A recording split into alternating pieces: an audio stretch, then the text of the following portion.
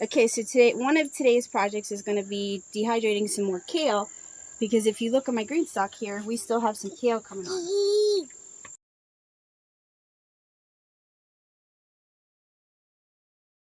Well, if you don't have all my hair, that's fine. My hair is not the best shape anyway. So here's some. I'm gonna back up. Okay, got a little bit more over here. And it's actually for our sauce we're making for the spaghetti. Okay, today we harvested some kale from our green stalk, and we're going to go in and dry it. Remember, you got to be real careful.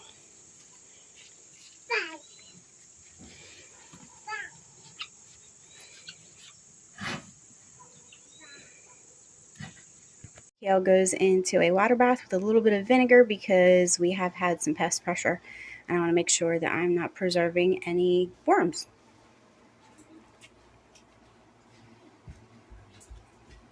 Okay, so here we have our kale greens that have been soaking in a little bit of water and vinegar, and I want to kind of let them dry off a little bit before I put them in the dehydrator.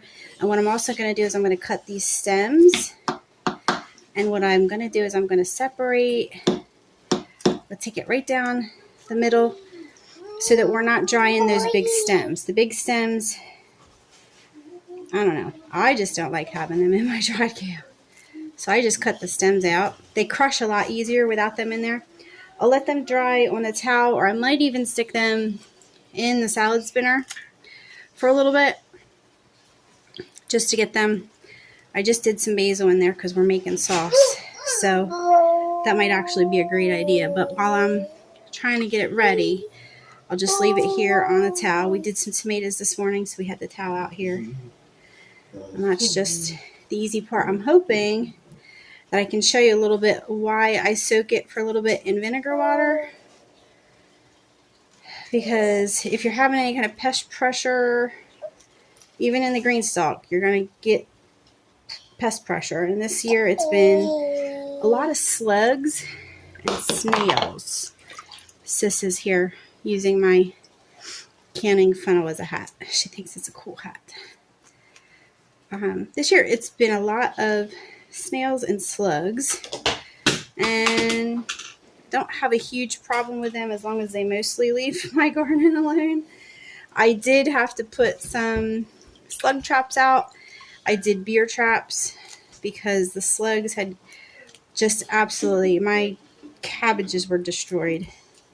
And some of that was I was growing them at the wrong time of year. I did start them in the cool weather, but they weren't quite finished, or I was not sure if they were finished because I've never really been terribly successful at growing cabbage. But I really just wanted to grow some cabbage because I wanted to make some more sauerkraut.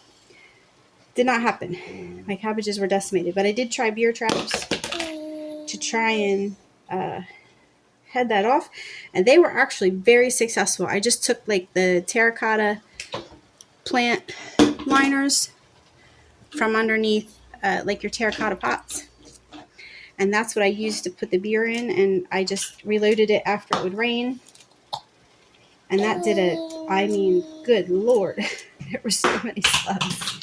She keeps dropping my canning funnel. Oh, sis, you always make me laugh.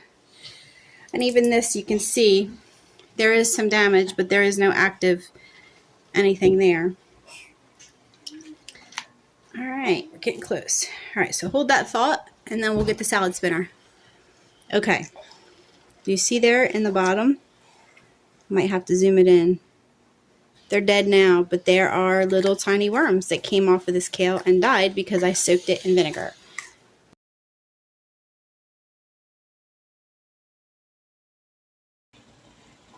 Yeah. Cheese. So, got our salad spinner. I'm going to throw all that in there. Sis keeps stealing my kale. She thinks she's going to eat it. I'm going to actually just do this right on this towel because the towel is already soaked. Pretty much. A little more is not going to hurt it.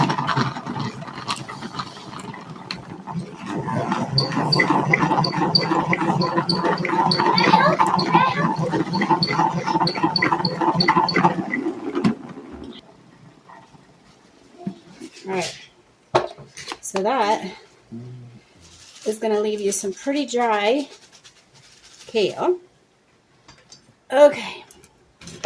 I like to leave a lot of room on my trays because I like to dry it in bigger pieces because it grinds up so easy. It just takes less time.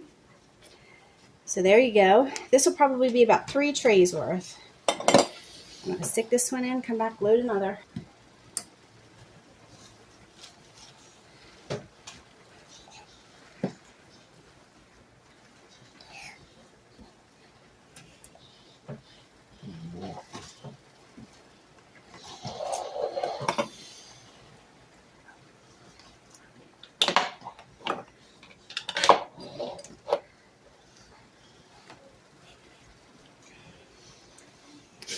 Okay, so last try, we're going to go put it in the dehydrator. I don't have anything else in the dehydrator right now. So 3 trays, and we're going to do, let's see, we want to do 95 is the lowest temp this Excalibur will do, and I honestly just set it for, I usually set it for like 10 hours. Get it started, and that's it. Easy peasy. That will not take 10 hours, but that allows me to kind of walk away, do other things, and not worry about it. And just because it finishes the 10 hours doesn't mean I go jump on it right away. I could get to it a day later, 2 days later. It's okay. As long as it seems fine. It actually, like, when it's first hot and it stops, it actually needs a little bit of time to just chill before you take it out. So that setting that timer and letting that go gives me that time, and you cannot get a much easier way of preserving your harvest. Now that I could throw that in my homemade ranch dressing. We always use that on Kev's fries. I throw that in if I feel like I need to throw a little something in something I'm making, like if I make sausage and peppers or something like that. There you go, extra greens. It's almost like a greens powder. But it's homegrown, organic. It's something I can't buy easily. So there you go. Okay, we'll sneak in another project for today. We are making some homemade sauce and meatballs, and I have run the tomatoes through the food mill. This is the pulp that's left. So we are going to dehydrate this as well.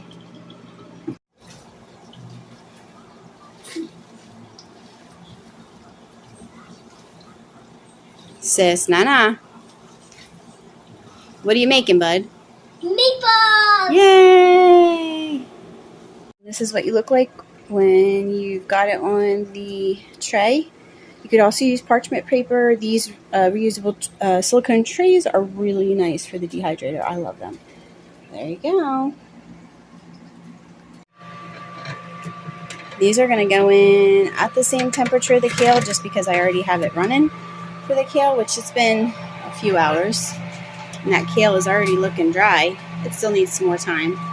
Once that kale is done, I will turn it up to a higher temperature because 95 is probably not enough for the tomatoes. But there you go, second project of the day in the dehydrator. I snuck one more project in. A whole freezer bag. My daughter's trying to take them. Do you want some of those? Yeah, hold on. Whole bag of sweet and bell peppers chopped up for the freezer. I personally like to avoid freezer storage if I can help it. I like to leave that for meat and fruit, and that's just my opinion. But this is what we've got, and I think that might be all for today because I'm beat because we made some sauce and meatballs. Yes, Mama. All right, it's been a busy day here. Little man was busy making meatballs for the first time. How'd that go? Yeah, Good. Did you like making meatballs? Do you think that you'll be able to do that again sometime, maybe on your own? Nah. Well, you're gonna have to practice. The problem is you gotta keep your hands clean. All right, so that's it for day. I think we're on day 9. That's it. I got another one over here looking for peppers. All right, come see us again, y'all. No. Come see us again, y'all. Have a good day, everybody. Get out there and preserve some food. Every bit counts.